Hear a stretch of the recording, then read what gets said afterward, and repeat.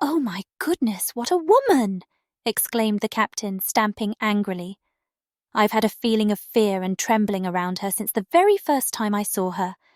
Perhaps it was fate's warning when I stopped playing cards with her. Those countless sleepless nights were also a bad sign. I'm in a terrible dilemma. How can I leave her alone without protection when I love her more than my own life? But then, how can I marry her after all my speeches against marriage?" Turning to Augustias, he continued, "What would people at the club say? What about those on the street if they see me with a woman?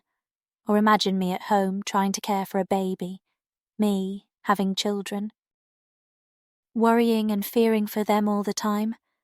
Trust me, Augustias, as sure as there's a God above, I'm just not cut out for it.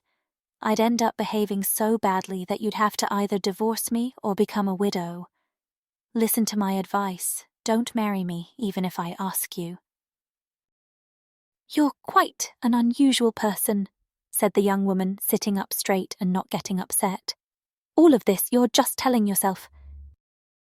How do you think I want to marry you, accept your proposal, when I might prefer living on my own, even if I have to work day and night like many orphaned girls?" "Why do I think that?" replied the captain honestly. "Because it has to be this way. Because we care for each other. Because we're drawn together. A man like me and a woman like you can't live any other way.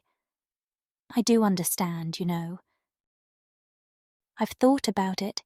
Do you think I don't care about your reputation? I've been frank to find a way out, to escape this dilemma that's keeping me up at night, to see if I can avoid marrying you, which I'll eventually have to do if you stick to your decision to go your own way." "Alone, alone," Augustias repeated playfully. "But why not with a better companion? Who says I won't someday meet a man I like, someone unafraid to marry me?" "Augustias, let's not talk about that," the captain grumbled, his face turning red. "Why shouldn't we discuss it?" "Let's skip it. And also let me say at the same time that I'll harm any man who dares to propose to you. But it's foolish of me to be upset for no reason. I'm not so dense that I can't see where we stand. Want to know? We love each other." "Don't say I'm wrong. That would be lying. And here's the proof. If you didn't love me, I wouldn't love you either. Let's find a compromise. I ask for 10 years' delay. When I turn 50, and when I've grown used to the idea of settling down, we'll marry secretly.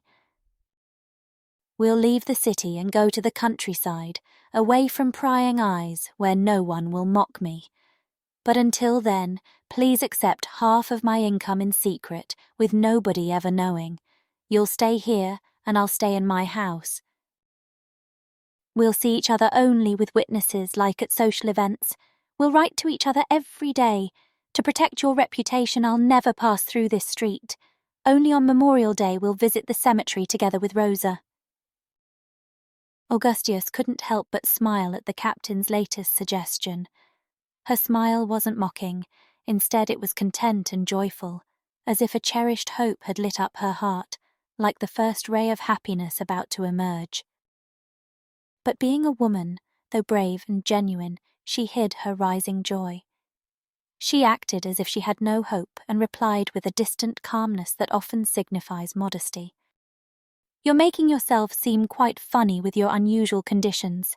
You're asking for an engagement ring that no one has even proposed to you for." "I have another idea for a compromise, but it's truly the last one. Do you understand, my young lady from Aragon? It's the final option, which a man also from Aragon is humbly presenting." She turned her head and gazed directly into his eyes, with an incredibly earnest, enchanting, serene and hopeful expression. The captain had never seen her features so lovely and expressive. In that moment, she appeared like a queen to him. Augustias. This brave soldier, who had faced gunfire 100 times, and had left a deep impression on the young girl by charging through bullets like a lion, said, or rather stammered, "I have the honor to ask for your hand under one certain, important, unchangeable condition." Tomorrow morning, today, as soon as the paperwork is ready, as swiftly as possible. I can't go on living without you any longer." The young girl's gazes softened, and she rewarded his bold heroism with a gentle and enchanting smile. "But I want to emphasize that it's under one condition," the courageous warrior hurriedly added, feeling that Augustias's looks were making him flustered and weak. "What condition?" the young girl inquired, turning completely and now holding him under the spell of her sparkling black eyes. "Under the condition," he stammered, "that if we have children, we send them to an orphanage. I mean, I won't budge on this point, so do you agree? Please say yes." "Why wouldn't I agree, Captain Veneno?" Augustias replied, with a burst of laughter. "You'll take them there yourself, or better yet, we'll both take them there. We'll give them up without even a kiss or anything else. Don't you think we'll take them there?" Augustias spoke this way, gazing at the captain with exquisite joy in her eyes. The kind captain felt like he would burst with happiness. Tears welled up in his eyes. He embraced the blushing girl and said, "So I am defeated." "Irrevocably defeated, Captain Veneno," Augustias answered. One morning in May 1852, which was 4 years after the previous event, a friend of mine who shared this tale halted his horse in front of a house on San Francisco Avenue in Madrid. He handed the reins to his groom and asked the tall employee who greeted him at the entrance, "Is Mr. Veneno here?" "If you kindly proceed upstairs, you'll find him in the library.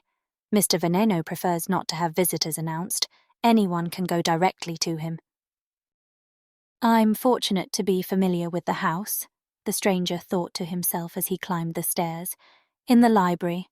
Well, who could have imagined that Captain Veneno would take an interest in scholarly pursuits?" Wandering through the rooms, the visitor encountered another employee who repeated, "Mr. Veneno is in the library." Finally, he reached the door of the designated room, swiftly opened it, and stood there, almost frozen with astonishment at the extraordinary scene before his eyes. In the center of the room, on the carpet that covered the floor, a man was crawling on all fours. Perched on his back was a little boy of about 3 years, merrily kicking the man's sides with his heels.